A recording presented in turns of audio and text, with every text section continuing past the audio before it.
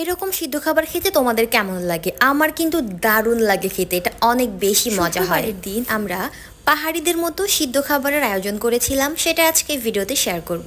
Hello everyone, আসসালামু আলাইকুম। শুক্রবারের দুপুরবেলার জন্য এখানে বেশ কয়েক রকমের সবজি নিয়েছি, ঢ্যাঁড়স, বরবটি, কাঁকরোল আর কলমি শাক। এগুলোকে সিদ্ধ করব, তার সাথে মরিচ ভর্তা করে আজকে দুপুরের আয়োজনটা করা হবে। এখানে পানি নিয়েছি, তার মধ্যে লবণ দিয়ে এটাকে সিদ্ধ বসিয়ে দিয়েছি। এটা যখন গরম হয়ে গেল তার মধ্যে আমি সবার আগে দিয়ে দিলাম কলমি শাক। কলমি শাকটাকে আগে সিদ্ধ করে নিব, তারপর বাকি সব সিদ্ধ করব। আর অন্য সাইডে আমার লাল চালের ভাত হচ্ছে। কলমি শাকটা ঠিকঠাক মতনে সিদ্ধ হয়ে গেলে এটাকে উঠিয়ে নিব। এটাকে বেশিক্ষণ সিদ্ধ করা যাবে না, তাহলে এটার কালারটা নষ্ট হয়ে যাবে। কথা বলতে বলতে এখানে কলমি শাকটা সিদ্ধ হয়ে গেল, এটা বেশিক্ষণ লাগেনি সিদ্ধ করতে। এখন এটাকে আমি একটা বাটিতে উঠিয়ে নিব, তারপর বাকি সবজিগুলো সিদ্ধ করা শুরু করব। এখানে আমি ঢ্যাঁড়স, তারপর কাঁকরোল, বরবটি নিয়েছি। এবার সবার আগে আমি বরবটি দিয়ে দিব। বরবটি দেওয়ার 1 মিনিট পর দিয়ে দিব কাঁকরোল। তো এর আগেও আমি একবার সিদ্ধ করেছিলাম এরকম করে খাবার, তখন খেতে ভালো লেগেছিল, তো আজকে আবার ট্রাই করতেছি। তো বরবটি দেওয়ার পর এর মধ্যে আমি দিয়ে দিলাম কাঁকরোল। এবার বরবটি যখন সিদ্ধ হয়ে যাবে তখন আমি বরবটিটাকে উঠিয়ে নিব। আর এর পানির মধ্যে শুধু লবণ আছে, অন্য কোনো কিছুই নেই। তো বরবটি সিদ্ধ হয়ে গেছে, এটাকে উঠিয়ে নিচ্ছি।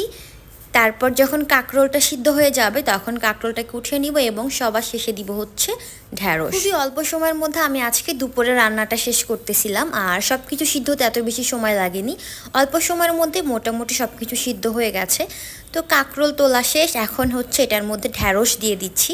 ঢ্যাঁড়স সিদ্ধ হতেও অনেক অল্প সময় লাগে। আর ভর্তার জন্য আয়োজন করব, তার জন্য লাগবে মরিচ। এখানে আমি পাকা মরিচ নিয়েছি লাল লাল দেখে, এগুলোকে আমি তেল ছাড়া টেলে নিচ্ছি। তারপর এর মধ্যে দিয়ে দিলাম কেটে রাখা পেঁয়াজ, রসুন, এগুলোকেও তেল ছাড়া ভেজে নিচ্ছি। তেল ছাড়া ভেজে তারপর এগুলোকে ভর্তা করতে হবে। আর এগুলোর মধ্যে আমি দিয়েছি হলো চাপা শুটকি। চাপা শুটকিটাকে আমি আগেই ভেজে নিয়েছিলাম, এখন হচ্ছে ভর্তা করার পালা। তো এখানে অল্প একটু কাঁচা পেঁয়াজ আর কাঁচা রসুন দিয়েছি। তারপর এখন এই চাপা শুটকিটাকে ভালো করে আমি করে নিব। তো চাপা শুটকি ভর্তা করার পর কাঁচা পেঁয়াজ, রসুন, কাঁচা মরিচ সব কিছু একসাথে আমি মিশিয়ে নিলাম ভর্তা করার জন্য। তো এক পর্যায়ে আমি দিয়ে দিলাম লবণ আর লেবুর রস। এগুলো দিয়ে ভালো মতন মিক্সড করে ব্যাস হয়ে গেল একটা ঝাল ঝাল ভর্তা। এখন হচ্ছে দুপুরের খাবার খাওয়ার পালা। তো এখানে বরবটি, তারপর হচ্ছে ঢ্যাঁড়স সিদ্ধ, তারপর হচ্ছে এখানে কাঁকরোল সিদ্ধ আর কলমি শাক সিদ্ধ আর ঝাল ঝাল ভর্তা, এগুলো দিয়ে আমরা আজকে আমাদের শুক্রবারের দুপুরের খাবারটা খাবো। এই তো লাল চালের ভাত একদম রেডি হয়ে গেছে। তো আর কি, আমরা খাচ্ছিলাম আমাদের খাবার, আর এটা খেতে অনেক বেশি ভালো লেগেছিল। প্রথমবারের তুলনায় আজকের খাবারটা খেতে বেশি ভালো লেগেছে, কারণ প্রথমবার আমি এত ভালো করে জানতাম না কিভাবে কি করতে হয়, আন্দাজে করেছিলাম, কিন্তু এবারেরটা একদম পারফেক্টভাবে সিদ্ধ হয়েছে আর খেতে অনেক মজা হয়েছে। এরকম সিদ্ধ খাবার খেতে তোমাদের কেমন লাগে? আমার কিন্তু দারুণ লাগে খেতে, এটা অনেক বেশি মজা হয়।